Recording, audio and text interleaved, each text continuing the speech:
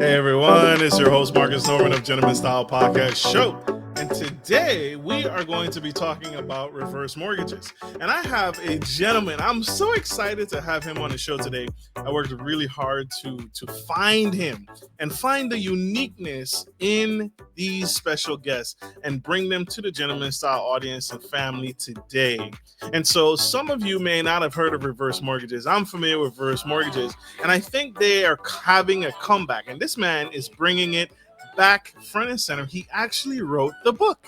And so you won't want to miss 1 second of what this powerhouse speaker has to say and his wealth of knowledge coming to the Gentleman Style Podcast stage today. So help me welcome to the stage the incredible Mr. Kevin Guttman.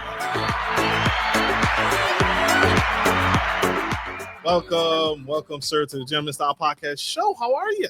Hey, Marcus. Good to see you. Thanks for the opportunity to be on your show, man. I appreciate it.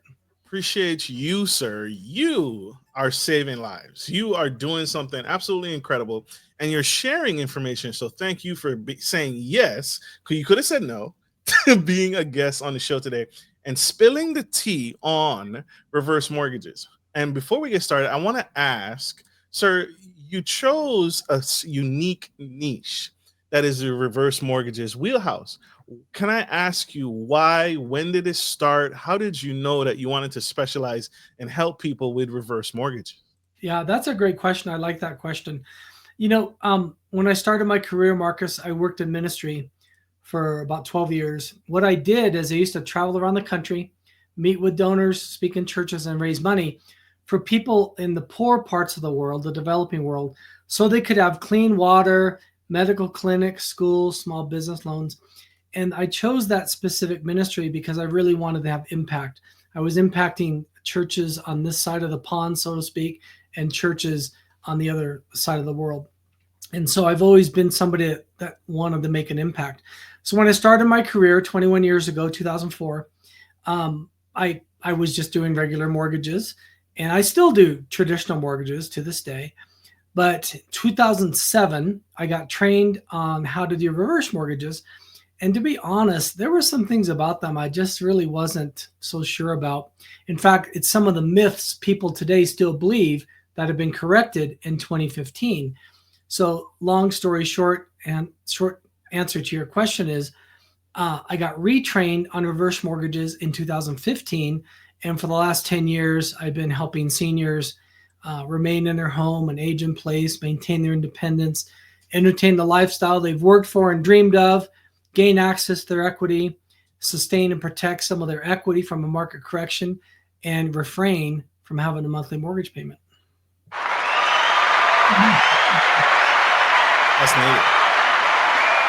That's needed. Sir, I want to touch on the myths that you talked about, because just like you, my background is finance. And I didn't close on mortgages, but I did refer out to mortgage specialists such as yourself, who would actually close the deals. And so reverse mortgages had that negative stereotype to it. And so first off, I want to start off and talk about the negative and then what you were retrained on and how reverse mortgages are actually a positive. Can you speak on the negative and then talk about what the myth, and let's debunk that myth, please? Yeah. So I think the main reason they have a negative connotation is from 1961 to 1988, these loans were not regulated. It was kind of like the Wild West. Different companies had a version of a reverse mortgage, and some people got taken advantage of. Some people lost their homes, actually. And so 1988, President Reagan and Congress got together and they passed the Home Equity Conversion Mortgage Bill. And they did it for a 10-year trial period. And they wanted to see if it would help a senior remain in their home, age in place, have enough money, etc. And then they made the law permanent in 1998. And today, over 1.2 million people have taken out a reverse mortgage. AARP did a survey 2003 and found that 93% of people with a reverse mortgage were satisfied or very satisfied. In other words, the program was doing what it was supposed to do. And the myths surrounding it So go back to 1961 to 88. People would sign over the deed of their home. That has not been the case since 1989 when the first FHA backed reverse mortgage took effect. So for 36 years, it hasn't been that way. But people still think that's what happens. So that's the biggest myth is I lose my home, I sign over title.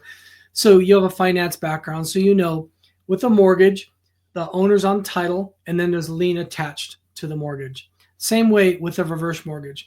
The owner's on title, a lien's attached to the reverse mortgage. And then once they ultimately move out, they permanently move out, the loan becomes due either through refinancing or paying or selling the property, paying off the existing note. And then whatever's left goes to the heirs or the estate or to the borrower. So it's just like really any other mortgage, except there's a couple unique things with it. One, no payments required. Reverse mortgages don't require monthly payment. Equity is decreased through interest each month. So a little bit of equity is lost each month. Second, this is a non-recourse loan. And what that means is the only way the lender gets paid back is through sale or refinance of the house. They're not coming after the individual. Yes, sir. So no debt can be passed on to the borrower, to the heirs, to the estate. That's a big, big difference from traditional mortgages. So I think to answer your question, the biggest myth is I give up title to my home. In fact, just a few minutes ago, I was talking to a gentleman and he said, yeah, I know I got to give up title to my home. And I said, no, that's just not true. You don't. You stay on title the whole time. So you stay. So this is powerful, and this is absolutely necessary. And I want to stay right here because I got the grand poobah of reverse mortgages here on the Gentleman Style Podcast stage. And so they're not giving up title, and they're not losing their homes, and they're not being forced to lose their homes, and there's no payments if once approved for a reverse mortgage. Is it still of the days where the individual gets a check for the appraised value of the home right then and there? Is it still that, or has that changed as well? Yeah, that's a great question. So I always tell people there's three primary ways people use a reverse mortgage. The most popular one is eliminate monthly mortgage payment, principal and interest mortgage payment. About 2/3 of people use it that way.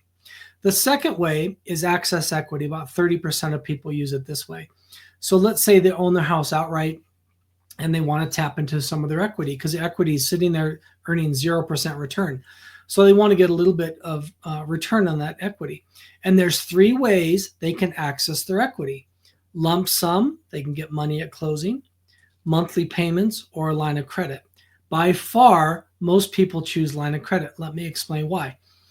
With the line of credit, and by the way, how much somebody can borrow is, again, based on three things: age of the youngest borrower, interest rate. Interest rates are actually lower by probably 1/2 to 3/4 from a 30-year conventional interest rate. So today that's the low to mid sixes. Third is the value of the home. So on average, somebody can borrow about 35 to 45% of the value of the home, depending on those factors. So let's just use easy math. Let's say somebody has a $500,000 house, they can borrow 40%, which is $200,000. That $200,000 they can have sitting in a line of credit. So before this, they were earning 0 on their equity. Now they can earn, we'll just call it 7% for sake of example. It's probably high sixes, but we'll round it up a little bit. 7% guaranteed, insured, compound interest, tax-free on that $200,000. Now let's just say they take it when they're young. They're 62 and they take it when they're young. They don't take any money out and they let it ride for 10 years. So now they're 72. And we're just going to say an average return each year over year was 7%. Based on the rule of 72, how fast money doubles. Now that 200,000's turned into 400,000. Now they can take it and they can switch it to either lump sum or monthly payments. So people always say, when's the ideal time to take out a reverse mortgage? The day you qualify is the best day to take it out. The day you're old enough, the day you have enough income, the day your credit history is good enough, the day you live in the right property type, the day you have enough equity, that's when you should take one out. Absolutely. So does it only work if I paid off my house? So I didn't finish my thought. You're good. Eliminate payment is the primary way. Second way is access equity, which we were just talking about. So somebody has more than 65% loan to value, they can access equity. And then the third way, and probably you know people like this, Marcus, they've lived in their home for many years and they've raised their family there and they love their house, but the house doesn't serve them anymore. Maybe there's stairs, or maybe there's too much maintenance to clean or maintain the home or the yard, whatever. Like where I live, we get snow. So maybe they don't want to shovel snow anymore. Okay, so they can move to a newer home with updated amenities in the part of town they want to live in, make one large down payment and not have a monthly mortgage payment. So they just improved their quality of life by moving to a home that better suits them in the stage of life. So what I always tell people is, when you're a senior and you're looking to buy another home, if you use a reverse mortgage, you can increase your purchasing power by 35 to 45%. So a lot of times people say, well, I can't afford to move. And real estate's expensive these days. Prices have gone up. But if they knew about the H for P, Heck 'em for Purchase program, they'd sing a different tune, because they could see how, wait a second, I can't afford the $400,000 house, but with H for P, I can buy a $550,000 house. Now I can afford to move. Absolutely. So I wanna recap, because that's a lot of wisdom coming at us. That's a lot of knowledge coming at us, and so I want to recap. They get they get cash in their pocket. They can get cash in their pocket via HELOC or a lump sum option. Monthly They payments. Mm-hmm. monthly payment or monthly payments.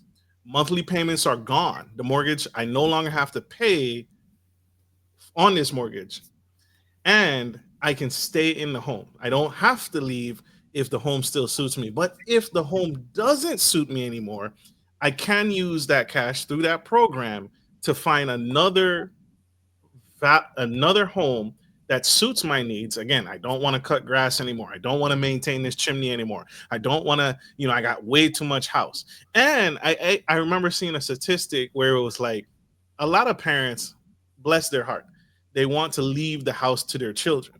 But I think like the statistic of kids that actually keep their home after the home that they grew up in is like over like 50%. Where most, and I used to tell people, it's your house. Use that cash while you're alive. 99% of the time, your kids are not going to want to, because it's too many memories. It's too negative, right? Mom and dad, this is a place I grew up. Mom and dad are gone, is deceased. Why would I live in a place that reminds me that mom and the people I love are no longer with me? 99% of the time, kids sell the house for the cash anyway. So enjoy the cash while you're alive. And at that point, they already have their own home. Yeah. And they may not even live nearby. So you're right. They want the cash. What I say to people, Marcus, is, I think it's honorable to want to give an inheritance to your children. It's biblical. I said, what do you think they're going to do with the money? Spend it. Spend it. I said, okay, right now, by the way, the number one fear a senior has is outliving their money. That's the number one fear they have, because they're healthy, they're living longer, they don't know how long they're going to live, they see inflation, they see the price of eggs, they don't know how long their money's going to last. Is something going to happen in the market to wipe them out? Like, the market's tumultuous right now. So I just ask people, I say, like for the people who own their house outright, I said, what if you took this out? Let's say you don't really need it. You're good. Mm-hmm. You got a lot of money. You don't really need it. What if you just took this line of credit out and you just let it sit there, mm-hmm. and you just let it grow year over year over year? And you have kids and grandkids. Most people do. I said, what if you started giving that money away to either your church or your kids or your grandkids, charities you care about, charities you love, people you love, and you can give it with a warm hand while you're still here versus a cold hand when you're gone. And you can see the good that it can do while you're here. You can coach them and say, hey, you might consider doing this with the money. And not that you're micromanaging him, but you can kind of be around to just encourage them how to manage that wealth. So there's really two categories of people. I'm describing the not need them right now. These are people that have lots of investments, lots of money, but they can't stand the fact that their equity is earning 0% return. So they can, like, I have a story about this actually. Can I tell a quick story? Please, please, yes. So I helped a lady last, let's see, January, January of this year. Grandma Pat. She lives in Grand Junction, Colorado. And I always ask people, I say, hey, why are you thinking about doing a reverse mortgage? How's this going to improve your life? How's this going to help you? And she says, well, I was a single mom and I raised my daughter. Now she has 3 kids. And I want to take these grand boys on vacation. And every year I want to go someplace special with my grand boys. And I want to build these memories so that they're going to remember me when I'm gone. So I said, where are you going to go this summer? She said, Nevis and St. Kitts. Nevis and St. Kitts. Yeah, that's a nice place to go on vacation. And she goes, yeah, my grandboys are so excited. And I'm going to pay for these vacations through my equity. So she didn't want to touch her other investments, which a lot of people don't. But she's got this equity sitting here that she says, okay, I'm going to start using it while I'm still here, making memories. So there's the not need them, and then there's the need them. So think about this, Marcus. A mortgage payment is the highest expense, the largest expense that most of us have in our budget. Yes. We take that off the table. Either we eliminate it or we open access to equity so they have more money to live on. Life just gets easier. There's more things you can do. I remember one time I was helping a lady and I asked her, I said, hey, Irma, why do you want to do this reverse mortgage? And this is going to break your heart. But she said, well, I want to be able to go out to eat with my kids on Sunday after church. I'm like, really? You don't have 20 bucks, 50 bucks, whatever to go out and eat? Right. So, but that's how tight people are with their money. They just feel it. And it's, what's that saying? Reality's perception. She probably could afford it, but in her mind, so this is what I say. Their whole adult life, they've been earning money. Money's been coming in every week, every month, whatever, how often they get paid. Money's coming in, money's coming in, money's coming in. Then they retire, and now all they see is money going out, money going out, money going out. And they're nervous. They don't know how long they're going to live. So this just gives people peace of mind. I have another quick story if you want to hear it. Please. The very first lady I helped in 2015, she was referred to me by her daughter, who was my client. And I asked her, I said, hey, Carmen, tell me about your life. What's going on? Why are you thinking about doing this? And she said, well, to be honest, my budget's tight. I'm like, yeah, okay, I get it. She lived in a duplex. The rent from the one side of the duplex paid for the mortgage. And she had Social Security. And I said, okay, tell me a little bit more about that. She said sheepishly, well, to be honest, I'm using credit cards to buy groceries. 84-year-old, 5 foot tall, ball of fire gal, so fun and happy and lively. And so at the closing table, I'm doing the math. I know how much her mortgage payment was. I know how much her credit card payment was. It's about $1,100 a month. So I know the number, $1,100. And I say, hey, Carm, tell me how this is going to change your life. How's this going to help you? She kisses me on the cheek. It's the only time I've ever been kissed at closing. I had to come home and tell my wife I got kissed by an 84-year-old lady at closing. But she kisses me on the cheek and she says, now I can sleep at night. I don't have to worry about money. And you asked why I got into this. I'm like, man, I'm in. If I'm getting kissed at closing, I'm in. This is great. If I can change people's lives like this, I'm in. I want to, and I know this not your wheelhouse as far as taxes goes, but is there a benefit? I see a potential benefit of having it as a line of credit versus taking the cash, because now taxes are due if I take the cash. But if I take it as a line of credit or have access to it as a line of credit, it's considered a debt instrument, and I don't have to, and it's not considered income. Is there a benefit to pros and cons of taking the cash or the monthly payments or the lump sum versus taking it as a line of credit that you see? I'm so glad you brought this up, because anytime we take money out of a mortgage, whether it's a cash out refinance or a home equity line of credit or a reverse mortgage, there's no tax because it's not income, like you just said. Mortgage proceeds are not taxable.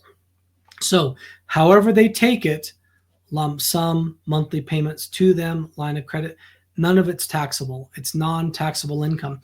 And by the way, Marcus, being in the finance industry, there's only a few tax-free vehicles, right? There's a home health savings account. There's a Roth IRA. Yep. Some bonds in certain states are not taxable. And then proceeds from a mortgage or a reverse mortgage are not taxable. So there's just a handful that are not taxable. Life insurance proceeds. Life insurance. Yep. Yeah. Absolutely. So that's a tip. That's a pro level tip coming from Kevin Guttman. This is pro level thinking. So again, when he mentions those incredible two ladies, right? They literally don't have to worry about a thing, and they're not increasing their taxable income, especially for seniors, right? Who are on Medicare and Medicaid, and it's income based, right? If they make too much, they get kicked out the program. Well, this is a way for them to potentially get access and free themselves from the vice and the grip, but not increase their taxable income, so they lose their medical benefits, their medical transportation benefits, or their prescriptions. That these are things that they need to live a beautiful life. And so this is truly powerful, Mr. Kevin. What you're doing is incredible and a true heart of gold. I gotta ask, because what are there any hidden costs or risks that lenders may not always fully disclose, or that people need to be aware of when making this decision? Yep, that's a great question. It's a very transparent process. This is the most transparent, safe, regulated mortgage that you can get, because the government wants to protect seniors. They don't want them to be scammed. So it's funny you asked this question, because this guy was talking to right before I talked to you. He goes, yeah, I've talked to 5 people and nobody told me these things like you're telling me. I'm like, we should all be saying everything up front. There should be no surprises, no gotchas. You should know everything up front before you make a decision to make sure it's the right decision. So I will say this. There's really 2 downsides to a reverse mortgage, and we should talk about them, because people say it sounds too good to be true. What's the catch? There's no catch, but there's 2 downsides. One is there's going to be less equity at the end. If you take out a mortgage and you don't make a payment, and that mortgage is going to increase month over month with interest, there's going to be less available at the end to pass on to your heirs. Now, there still is money at the end in almost every situation, but there's going to be less. The second thing is the cost. So these loans have normal closing costs like any other loan. So there's title fee and closing fee and credit report and appraisal and tax cert and flood cert. There's all that stuff that's in every loan. But these loans also have mortgage insurance. Remember a minute ago I talked about how these are non-recourse loans? So what that means is FHA loans have mortgage insurance. It's 2% of the value of the home. So going back to our earlier example, when we said a $500,000 value, mortgage insurance on that is $10,000. So somebody looks at that and they say the closing costs are double of what they normally are. That's true. But that's also what makes it non-recourse. That's also what makes it that no debt is passed on to you, your estate, or your heirs. So it protects the lender. They're going to get all their money, but it protects you and your family and your estate as well. So there's no hidden costs because everything is upfront at the proposal, and it's a very transparent process the whole way through. But it's expensive. It costs more than a normal loan, but it also does more than a normal loan. It absolutely does. What kind of credit score should someone have before booking a consultation with you and your team? Yeah, it's interesting. With a reverse mortgage, we don't go off credit score. We go off credit history. We look 2 years back, and if somebody's had clean credit history, then they don't require an escrow account. If someone had some bumps in the road, and by the way, if we can explain them, maybe death of a spouse, loss of a job, illness, something like that, if we can explain and document it, then it wouldn't have to have an escrow. Most people pay their taxes and insurance payments separately, not part of the reverse mortgage. But if they've had some challenges with credit, we can create an escrow for them. They would just get less equity. But like I said, a lot of people are looking just to eliminate their payment. So if that's what they're looking to do, an escrow might not be a bad idea. I've also had people say, I prefer an escrow. I'm not used to paying that separately. I prefer it to be held in escrow and just paid when these bills become due. So it just really depends on the person, and we can kind of tailor it or customize it to how they want to do it. And I was talking to somebody the other day, and they own their house outright. This lady's up in Michigan. And I asked her, I said, the 3 ways you can get the money. How do you want to do it? And she wanted to do a hybrid. Okay, I want this much in my line of credit. I want this much each month paid to me. And I need some money at closing to pay off some credit card and medical bills. So that's the beauty of it. That's what people love about it, is the flexibility of it. Why isn't this is phenomenal? Why isn't this being talked about more? I can't tell you how many times I've been going in and out of my bank, and no one is stopping anybody, right? Especially the bank that has your mortgage. So especially the financial institution that has your mortgage. Why isn't this being brought up? Is it because of the negative past that mortgage specialists and mortgage, or is it a specific niche of mortgage specialists and training that they have to go through in order to even talk about this? Because you had to go through training and certifications in order to be able to offer this. Why isn't this talked about more? Yeah. 2 things, I think. One, you had some big players exit about 15 years ago. Wells Fargo and Bank of America exited the reverse mortgage space. So now these loans are really available through either retail mortgage companies or brokers. I'm a broker. So I prefer to be a broker because I can shop for my clients. I'm not locked into one particular product. I have every product. And I think that's better for the client. But I think the other thing is, you asked about specialization. So this client I just spoke with, this prospect I just spoke with a few minutes ago before coming on your show, he had talked to 5 people before he talked to me. And he goes, they didn't tell me that. They didn't tell me this. They didn't tell me that. I'm like, well, they should. So going back to training, I'll give you some stats. There's 155,000 mortgage originators in the country right now, 155,000. Last year, only 8,300 closed a reverse mortgage. So that's less than 5%, or it's rated about 5%.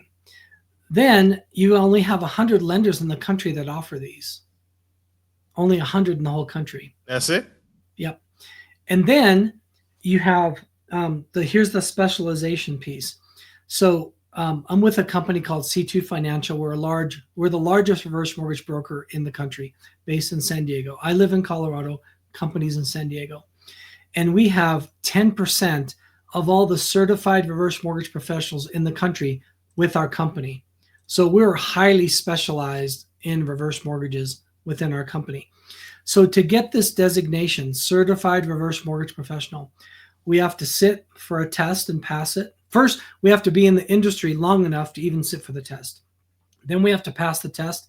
25% of people pass the first time. Then we have to commit to a code of ethics. Then we have to do a continuing education every year. And then we have to abide by a code of ethics. And so you only have 220 people, Marcus, in the whole country that have this designation. 220 people. So if it were me, this is a very complex loan. Think about, we've been talking, 40 minutes, 35 minutes. Think about how complex this is to somebody hearing it just for the first time. Yeah. And so you really want somebody who knows what they're doing. So what I tell people is, I say, look, it's a national program. We all pretty much have the same program. It doesn't differ that much. The fees might be a little different here. The rates don't change that much. You want to pick somebody who specializes in these mortgages, that is going to take you through underwriting with as little heartburn as possible and get a clean approval and get it closed quick for you. Last year, I can't tell you how many calls I got. People started with other loan officers or other companies and ultimately found me, and their comment was this: yeah, I started with 1 or 2 or 3 other companies and they didn't know how to do it, so I finally found you. So it's important. It's not like a traditional mortgage where I mean, they're a dime a dozen. Anybody can do them, right? Any originator can do it. It's not like that. You want to find somebody that really knows this inside and out and knows what they're doing, isn't going to waste your money or your time. And I always tell people, as far as deciding if it's right for them, I said, one, you should just learn about it. Whether you ever do it or not, you should learn about it. But there's really 4 things to ask yourself. One, is this the right time? I mentioned earlier, the best time is the day you qualify. Quick story on that. We had people we were talking to back in 2020, 2021, and they said, no, I want to wait. I'm not ready right now. Of course, you know what happened the last 3 years. Interest rates Yes. 40-year high. And now they don't qualify. They don't have enough equity. So now they're waiting even longer. Now they need it and they can't get it. So qualify the day that you're eligible. Whether you tap the money or not isn't the point. You only pay interest on the money you draw. You should let it sit there and grow in your favor. Let the interest grow in your favor, not against you. So is this the right time? Second, is this the right product? This reverse mortgage is the only loan out there that does not require a monthly principal and interest mortgage payment. It's the only one. Right product. If people want to tap into their equity and not have a payment, this is it. Absolutely. Third, are we the right company? I mentioned, the largest reverse mortgage broker in the country. What that means is we can shop. I mentioned there's 100 lenders that do them, but there's 15 who issue the paper. There's 15 who underwrite them. We work with 13 of the 15. So we shop and we say, okay, this is a little bit of a unique situation. I know this lender is going to do it well, and we're not taking it over here because these guys are going to beat them up and underwrite. We're looking for the cleanest, smoothest path, most convenient path for the client at the best terms and rates and all that kind of stuff. That goes without saying. And then the fourth is, am I the right guy? Do you think I got the experience and the makeup and the character to really look out for you and take good care of you and the training to make sure we're going to get this closed for you? Absolutely. The biggest problem in your industry, and thank you for sharing again so many nuggets, dropping dimes and nuggets all throughout this episode.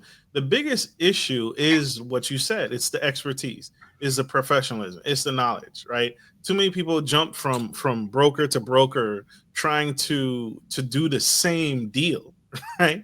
Trying to do the same deal. And the truth of the matter is, it's not going to change very much if you go from broker to broker. So one, you want to sync up with the right person, but secondly, I would also throw on top of there, keep an open mind, right? It's not going to be this thing where you're trying to shop the market to get the best price, because that's not going to change very much from broker to broker, right? Well, this guy said I could get $1,200 a month, and Mr. Guttman said he can only get me 11. It's not like that. Am I correct, Mr. Guttman? It's not going to change very much. That's true. People also want to know, Marcus, how long do these take? So the industry average is 45 days. Now I track everything. I know where all the leads come from and all the stats and everything. Kind of a number nerd, I guess, but my average from application to clear to close is 21 days because I've worked really hard to refine the system to where let me just talk about the process real quick. Sure. The first is maybe a 15-minute phone appointment or Zoom appointment, and we just gather some information, see if this is really going to work for you based on what you're trying to do. Make sure you qualify.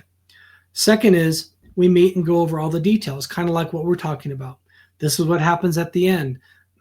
This is we answer all the questions. We talk about the different options, fixed or adjustable, etc. Then we gather the documents, and it's probably 6 or 8 documents. It's easy: driver's license and social security card or Medicare card and bank statements and pension fund or social security award letter, homeowner's declaration pages, mortgage statement, very simple things.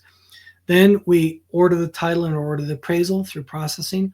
And we go to underwriting, and then we get approval, and then we send somebody to their house, or they can go to the title company to close. So the whole process, if everything goes like it's supposed to, which it doesn't always, but most of the time it does, because we collect everything up front. If there's any issues, we address them before we send them to underwriting. We don't want to send a loan in the underwriting with a problem. We want to fix everything before it gets to the underwriter to make sure there's going to be a clean approval. And we do everything above board and ethical and everything. I'm not suggesting we do anything that's shady, but sometimes people just have little things that we need to clean up on title or something. So we take care of all that stuff before we get to underwriting. So, I'm really proud that I do have over 100 5-star reviews online, just because I really work hard to take care of people. And then they reward me by writing me a good review. And then people go online and find me, read the reviews, and then they send me people. So it's just this great cycle of referrals and just doing the right thing for people and trying to honor God and treat people well and follow the golden rule. So I'm really grateful. I have great clients. I have great partners. And I got people like you that's willing to allow me to come on and talk about this great program. So thank you again. Absolutely. Absolutely necessary. Mr. Goodman, I heard some paperwork in there, and I heard Medicaid card, stuff like that. Could someone like me get a reverse mortgage? I'm 37 years old. Could I qualify for a reverse mortgage at a young person, a young woman, a young male who has, purchased a property in their early 20s, or maybe mom and dad gifted them a property when they passed and they still have it in their name? Does youth and time matter? If you're married to somebody who's over 62, then yes. Okay. So 62 is the earliest we can do a reverse mortgage. We do have one company, they're in certain states, not every state, that will allow people to be 55 and get them. And we have the traditional FHA-backed reverse mortgage, and we also have the jumbo reverse mortgage for properties over 1.2 million. Those are mostly on the coasts, but we have that. And then something that people might find interesting is they can choose fixed rate or adjustable rate. And you would think people would choose fixed rate because that's what most people pick all the time. That's what they're used to choosing. However, it's the exact opposite. 98% of people pick adjustable, because what we've been describing, 3 ways to get the equity, you can only get that with adjustable: lump sum, monthly payments, line of credit. With fixed, their interest rate's higher, you get less money, and you have to take all of it at closing. And the reason people want to do these is for the flexibility. They get money available to them as they need it. Absolutely. So it's just important for people to understand the options and how they work. And I always tell people, hey, I don't have a horse in this race. However you want to do it's fine with me. I'll help you get whatever you want. I'm just helping you understand what's available and how it works. Love it. What kind of properties are ideal for a reverse mortgage? Is it a single family? Is it a duplex, fourplex, multiplex, apartment building? What kind of properties are good properties for reverse mortgage? So these have to be the primary residence. And as long as it's a primary residence, these are the properties that qualify: single family, townhouse, condominium, a 2, 3, or 4-plex, even a manufactured home if built after June 15th, 1976. All those properties qualify as long as it's the primary home. Another thing people often want to know, Marcus, and I'll just insert this real quick because I'm sure you have more questions, but what happens at the end? So when the last borrower moves out, what happens? The loan becomes due, and the heirs, the estate, or the borrower have up to 6 months to sell or refinance the existing lien. And as long as they're communicating with the mortgage servicer, I'm actively trying to sell it, I'm actively trying to refinance it, they can ask for 2 3-month extensions. So potentially they have up to a year to sell or refinance the home. Now, if they're not communicating with the mortgage servicer, if they're not actively trying to do those things, they're not going to get the extension. So it's important that people just are above board and upfront and don't try to hide anything. I had a lady call me one time.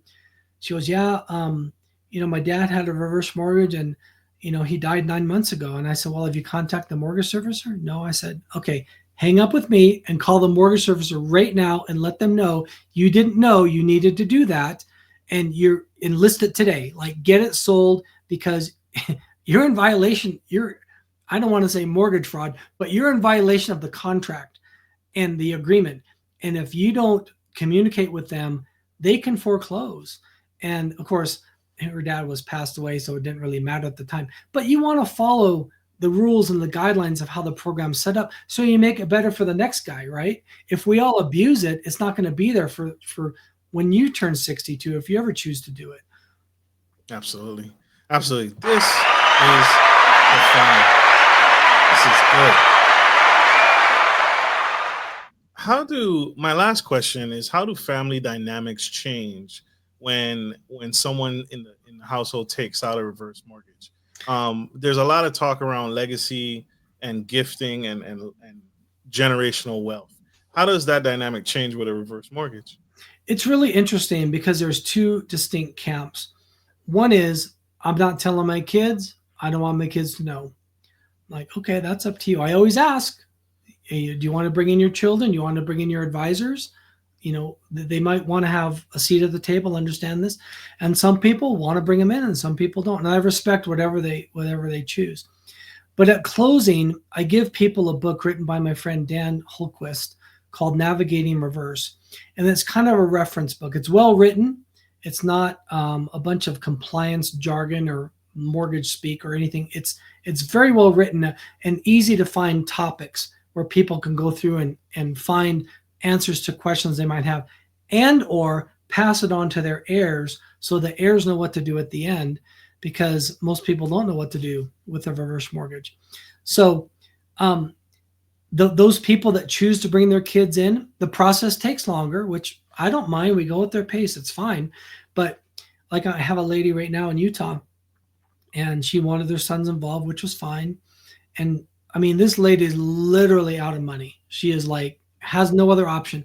And I asked her, I said, okay, Sherry, what are some other things we can do? Can you sell your house? I don't want to sell my house. Can you go live with your kids? I love my sons, but I don't want to live with them. Sons, can you support mom? Nope, we don't have the money to support mom. Okay. Can you take in a boarder? Well, I've thought about that, but my house isn't really suited to have a boarder. So no, I don't want to do that. Okay, so we're back to reverse mortgage. So we just try to help people think through their options and help them make a good choice. I will say this, 91% of people want to age in place. They don't want to move. Yeah. I asked the question, I said, how long do you want to live here? And this is the answer I get more often than not. They're going to carry me out. Like, okay, all right. They're gonna die on the cross here. Can we also talk? You have a book. Can we talk about your book? What can people expect when they buy a copy of your book on reverse mortgages? Is it a long read, a short read? Can I have cliff notes in the book? What can people expect from your book? Yeah. So I wrote this book called A Reverse Mortgage Changed My Life. I think I have a copy here. Hopefully you can see it. And the reason I wrote it was, like you said, people have these misconceptions about how they work. So what I did is I interviewed my clients, and we talked about the 3 ways people use it: eliminate payment, access equity, finance a home. But people can also refinance a reverse mortgage. And so I have the book into 4 sections, and I just interviewed them. I said, well, tell me about how this has helped you. How has this changed your life? And I mean, I was in tears when I read these stories. I'm just like, man, this is better than I thought. This is making a bigger impact than I thought. I'll have people just randomly call me. These clients randomly call me, say, hey, I just got your something in the mail from you or an email from you or whatever, and I just wanted to call and thank you. You've helped us so much. You have no idea. I'm like, wow, that's awesome. That doesn't happen with traditional mortgages, by the way. But with these seniors, they're just so grateful, because they know the impact that this program has had on their life and on their retirement, their golden years. So it's basically stories of how a reverse mortgage helped them, why they were thinking about it, what was happening in their life, how it solved their problem. And it's short stories. It's about 150 pages. There's 30 plus stories. And they're just of my clients. I just sat and interviewed them and wrote their stories down. So it's pretty fun. It's on Amazon. If anybody wants to get it. Absolutely. Get a copy on Amazon, y'all. This is available now, today.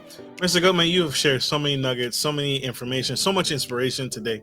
Thank you. How can people connect with you? How can people find you and get on board and book a consultation with you? I have a website that just has so many great resources on it. There's videos. There's a consumer guide people can get. There's an FAQ they can read. There's interviews and just all kinds of great stuff. People can just stealth go on my website and research and learn. And I push my website because look, you can listen to these people who don't know what they're talking about, like Dave Ramsey. I like Dave Ramsey for eliminating debt, for the debt snowball. And Susie Orman, I like Susie Orman, but they're wrong when it comes to reverse mortgages. And if somebody listens to them and takes their advice, they're misguided and they're not getting the truth. So my website, reversemortgagerevolution.com, people can poke around there and just all kinds of stuff. I'd encourage you to download and read the Consumer Reverse Mortgage Guide. I've got some videos on there, and it's just, I mean, the page after page after page of great information. Whether somebody does it or not, they should learn about it because they do know somebody that could help. So there's a page on there, a child of seniors and stuff. So a lot of these sandwich generation are concerned about their parents. You know, are they going to be okay? So this. I'm not suggesting this is for everybody, but I am suggesting everybody should learn how it works. Absolutely. Get the knowledge, y'all. Mr. Goodman, we got to let this go. We are out of time, y'all, unfortunately. But connect. It's not too late. Go on that website for our audio listeners, reversemortgagerevolution.com. Like we end every show, take care of your friends, take care of your family, and always take care of business. This is Marcus, your favorite gentleman, and the incredible Kevin Guttman, super fragilistic espialidocious, signing off and changing lives. Sir, we need you. You are necessary. Powerful. Thank you, guys. Later.